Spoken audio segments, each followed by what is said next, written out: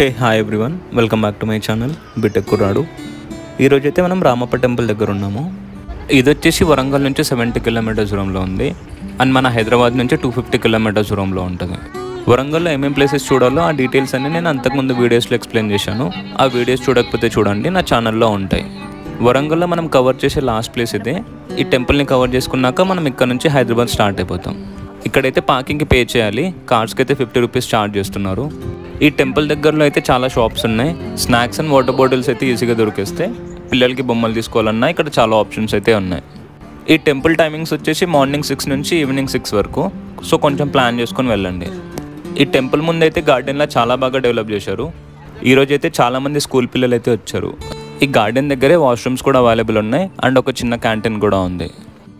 ఈ రామప్ప టెంపుల్ని రుద్రేశ్వర టెంపుల్ అని కూడా పిలుస్తారు. దీన్ని కాకతీయుల స్టైల్లో బిల్డ్ చేశారు. ఈ టెంపుల్ లోపల శివలింగం ఉంటుంది.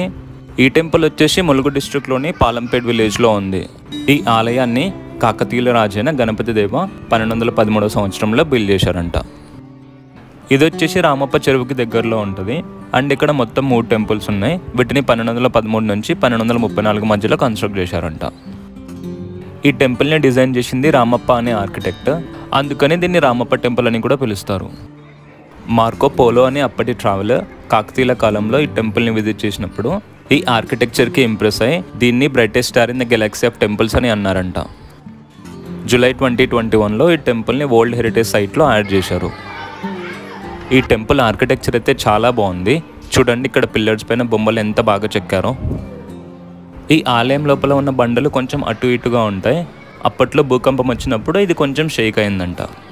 కొన్ని రిపేర్ వర్క్స్ అయితే చేశారు అండ్ సపోర్టింగ్కి కొన్ని ఎక్స్ట్రా పిల్లర్స్ని బిల్డ్ చేశారు టెంపుల్ బయట.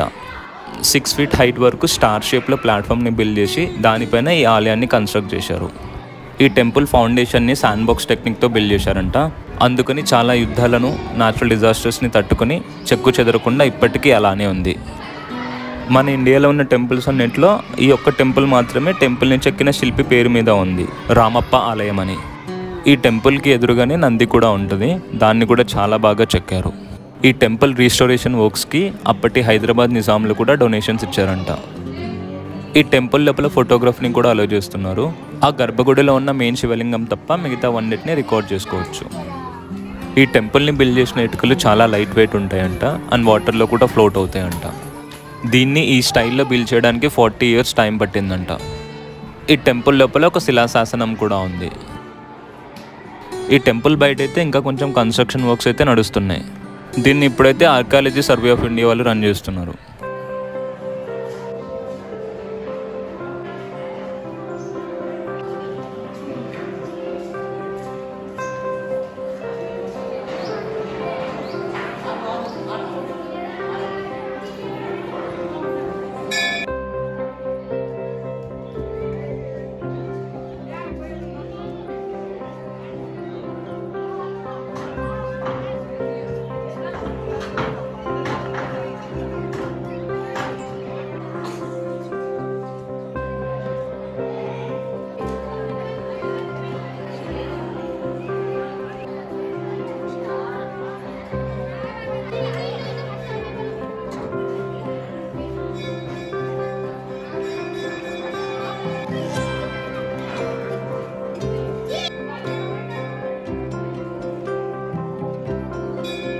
ఈ టెంపుల్ చుట్టూ అయితే ఒక రౌండ్ వేద్దాం. ఇక్కడ ఫొటోస్ కూడా చాలా బాగా వస్తాయి.